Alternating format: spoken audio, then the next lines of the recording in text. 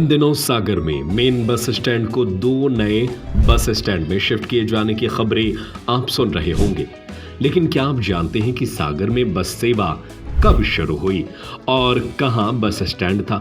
11th के maths एवं science के स्टूडेंट्स के लिए ग्रेट मैन इंटरनेशनल स्कूल एक बेहतरीन प्रोग्राम लेकर आया है, जिसमें आप स्कूल में ही देश के फेमस कोचिंग संस्थान आकाश इंस्टीट्यूट के शिक्षकों के द्वारा JEE, IIT और नीट की तैयारी कर सकते हैं। सागर में मोटर गाड़ी का इतिहास तो 100 साल से भी ज्यादा पुराना होने की जानकारी लगती है, लेकिन शहर में पिछले 100 साल के इतिहास की बात करें तो यहाँ 3 बार बस स्टैंड की जगहों को बदला गया है। सबसे पहले कटरा मस्जिद के पास, जहां आज टपरा मार्केट है, वहां मोटर स्टैंड था जो आज के दौर में बस स्टैंड के नाम से पुकारा जाता है।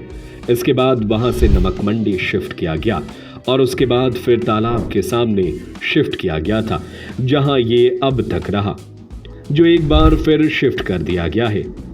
आज हम आपको बताने जा रहे हैं कि सागर में बसों का क्या इतिहास है, पहली बार शहर में कब दौड़ी थी, किसने चलाई थी और कहां से इसकी शुरुआत हुई थी। जानकारी के मुताबिक सागर में साल 1932 में पहली बार बस सेवा शुरू हुई, जहां पेट्रोल से चलने वाली बस के साथ आपको शायद आश्चर्य होगा कि कोयले तक से चलने वाली स्टीम बस भी सागर से चली। इसके अलावा स्कूल के बच्चों के लिए फ्री बस सेवा जैसी सुविधाएं उस जमाने में मोटर मालिक दिया करते थे। मध्य प्रदेश के गठन से पहले CP बरार प्रदेश में राजधानी नागपुर थी, इसीलिए उस समय RTO नागपुर में हुआ करता था।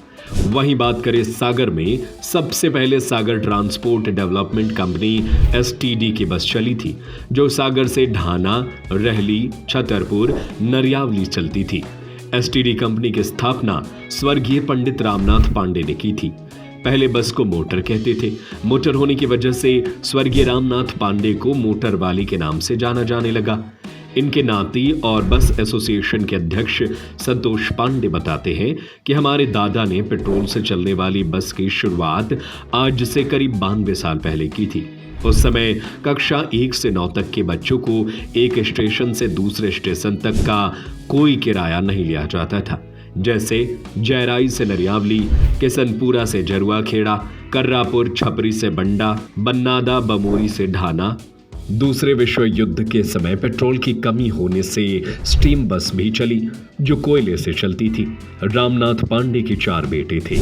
पांडे परिवार की चौथी पीढ़ी बस का काम कर रही है, जिसमें रामनाथ पांडे के बेटे दयाशंकर पांडे जो 4 भाई थे, जिनकी 4 अलग अलग फर्म है। उनके बाद संतोष कुमार पांडे जो 14 भाई हैं। इनके बाद चैतन्य कृष्ण पांडे जो 16 भाई हैं। इनका परिवार आज भी बसों के ही काम में लगा है। 73 साल की है और जहाँ तक मेरी जानकारी में, मैंने खुद कटरा में पहले नगर पालिका हुआ करती थी, उसके बाजू में मतलब नगर निगम के पास से लल्लू बाबा की होटल के और इस तरफ से गोदरेज का पंप हुआ करता था। वो बसें वहीं से छूटा करती थी। उस समय शहर में मुश्किल से बहुत कम बसें चलती थी। ये शुरुआत जो है आपके पिताजी ने की थी, तो कब शुरुआत हुई थी, किस सन में हुई थी, कहाँ से कहाँ गई थी? मुझे जहाँ तक जानकारी है, इस बसों का संचालन हमारे परिवार में हमारे ग्रैंडफादर पंडित रामनाथ जी पांडे, जो कि मोटराई वालों के नाम से मतलब शहर में और आसपास में जानते हैं लोग, तो उनने पहली बस की शुरुआत की थी। और जहाँ तक मुझे याद है, सन 32 से उनने चालू की थी। और जब ये दूसरा विश्व युद्ध हुआ तो उस समय स्ट्रीम की बसें जो चली हैं, उनकी टंकियाँ रखी मिली और फिर कवाड़े में हम लोगों ने सेल आउट किया था उसको। ये आपने 3 अलग अलग जगहों पर बस स्टैंड देखा है। पहले कटरा में होता था, फिर तालाब के पास, अब शहर से बाहर आ गया है। क्या कहेंगे? पहले कटरा से मतलब ये बस स्टैंड राज परिवहन का अलग था, जो वर्तमान में यहाँ से वहाँ शिफ्ट हो गया है। तो राज परिवहन की बसें अलग चलती थी, जो सिर्फ नेशनलाइजेशन रूटों पर चलती थी। वहाँ प्राइवेट बस हम लोग नहीं जा पाते थे। सिर्फ मतलब बारातें वगैरह, मैरिज पार्टी वगैरह की जब परमिट बनती थी तब ले जाते थे।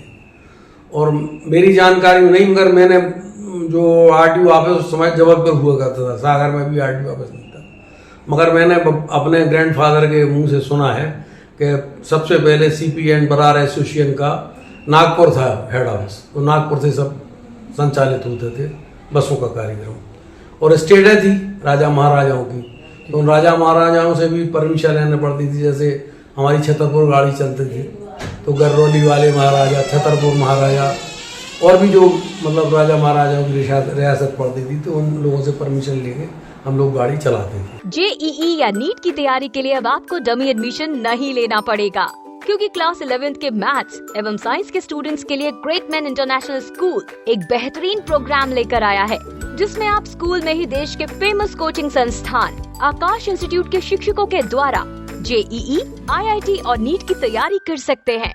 साथ ही आपको मिलेगा आकाश इंस्टीट्यूट का complete study material, test series और doubt clearing classes. Great man international school में एनसीईआरटी सिलेबस की पढ़ाई के साथ ही स्विमिंग, शूटिंग, फुटबॉल, ताइक्वांडो और कल्चरल एक्टिविटीज सीखने की भी सुविधाएं हैं।